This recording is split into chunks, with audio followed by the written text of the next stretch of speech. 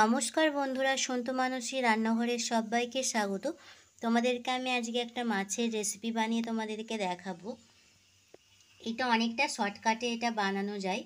Please আমার সাথে ভিডিওটা প্রথম থেকে শেষ পর্যন্ত দেখার জন্য আমার পাশে থাকো বন্ধুরা। কিভাবে আমি বানাচ্ছি রেসিপিটা প্রথমে দেখো।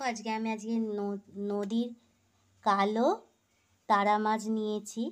চাঁদা মাছ তারা মাছ বলে, আমি ঠিক মতন জানি না। কালো তারা মাছ মনে হচ্ছে বলে এটা। আমি সঠিক নামটা জানি না বন্ধুরা। কেউ যদি জেনে থাকো আমাকে প্লিজ কমেন্ট করো। এই চাঁদা মাছের আজকে আমি রেসিপি বানিয়ে তোমাদেরকে দেখাবো, মাছের ঝাল।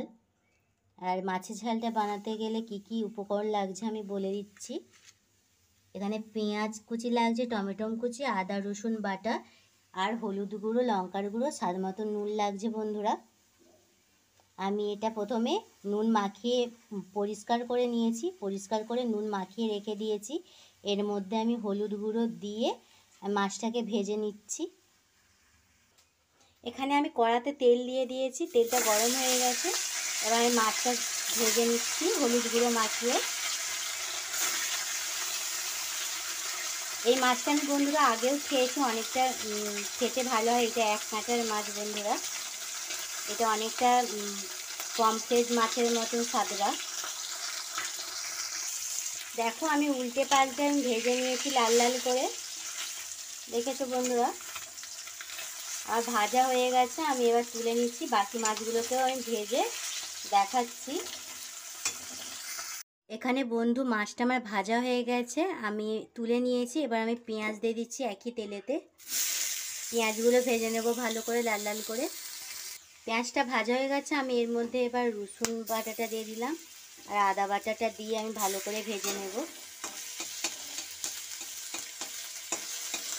রসুন আদাটা ভেজে নিচ্ছি ভালো করে।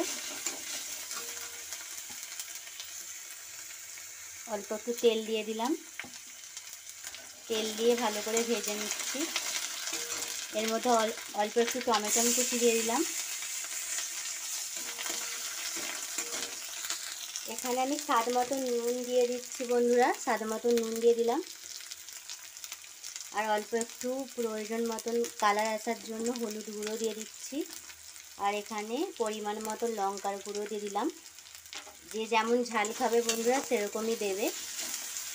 এটাকে ভালো করে অল্প একটু জল দিয়ে আমি ভালো করে কষিয়ে নেব। ভালো করে আমি কষিয়ে নিচ্ছি নেড়ে।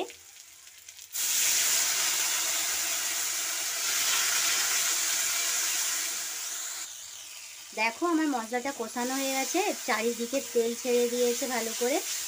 আমি অল্প একটু পরিমাণ মতন জল দিয়ে আমি মাছটা সেদ্ধ করার জন্য দিয়ে দেব। এটা বন্ধু বেশি ঝোল হবে না, এটা শুকনো শুকনো গায়ে গায়ে হবে। ঝোলটা ফুটে আসলে আমি মাছগুলো তুলে দেব। কত শর্টকাটে এটা বানানো যায় বন্ধুরা। ঝোলটা ফুটে গেছে, আমি একে একে মাছ দিয়ে দিচ্ছি ভেজে রেখে দিয়েছিলাম।